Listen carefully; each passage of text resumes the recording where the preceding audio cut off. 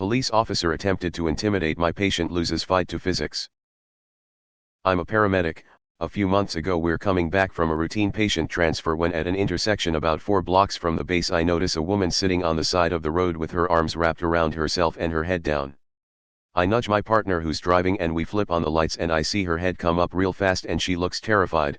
I get out and she relaxes when she sees the ambulance. After I approach I notice bruising on her wrists and other similar signs of domestic abuse. She seems hesitant to get up off the curb and into the ambulance, so I decided that I would at least pull the cot out of the back and give her something a little more comfortable than concrete to sit on. Now a few important details. All the cots in my service are Stryker powered cots. You've almost certainly seen these before.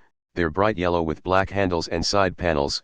These cots have a motor and battery built in to allow us to raise and lower the cot at the touch of a button instead of throwing out our backs having to physically lift the cot up after loading someone. They're usually paired with an automatic loading system built into the ambulance that lifts the cot up to the right height to be pushed inside and also secures the cot when loaded.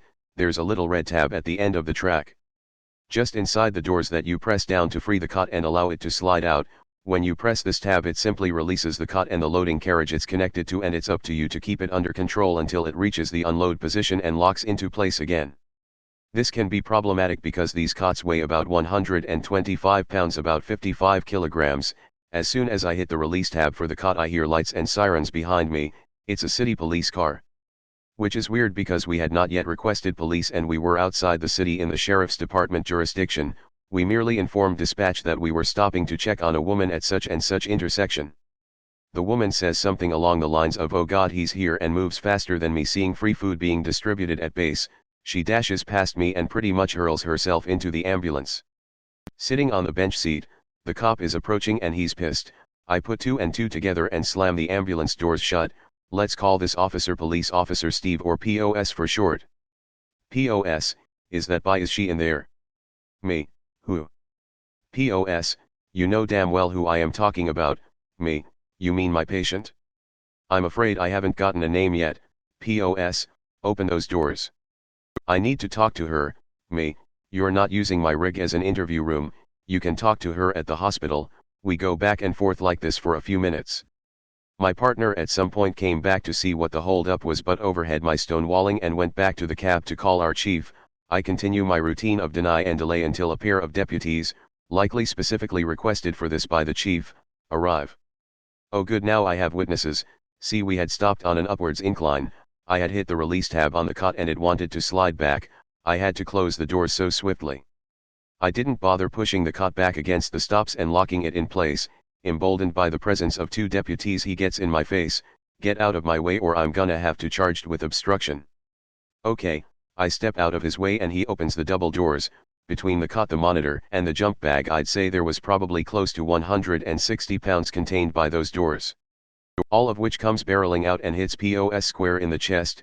He goes backwards and falls on his butt. One of the deputies laughs aloud. The other walks up and kneels down beside the guy. He says, "Your shift captain is going be here in 5. I wouldn't be here then if I were you." POS gathers himself up and scowls at me, then stomps off. There is a limited amount that I can say about the aftermath as the trial is not settled yet. But we all know how well charges stick to cops. The woman is now living elsewhere, the cop is still a cop, and I have been getting pulled over at least twice a week ever since then. But the video footage of him getting body checked by that cop remains one of the best things I have seen. Edit. For clarification, yes, the woman was / is married to POS, and yes, he is allegedly responsible for the abuse. As a domestic abuse survivor, thank you for going out of your way to protect her from him. The worst situations are when the abuser is in a position of power, or has friends in positions of power that will assist them. Kudos to you and the deputies that made him leave. I'm sure that that woman will remember your assistance for a long time. I will say though, I would pay big money to see my abuser get knocked on his butt due to his own stupidity. I'm sure watching that happen to him made that woman's day. Edit. Thank you for the award, love. Remember to stay hydrated and safe. If you ever need assistance, please don't hesitate to reach out. I will do my best to assist you and give resources and advice. Getting pulled over twice a week is clearly harassment. What does his department say about this? Thank you for keeping her safe that day. Thanks for watching. If you enjoyed this video, give it a like and subscribe. It's free. Check out some other videos I've made.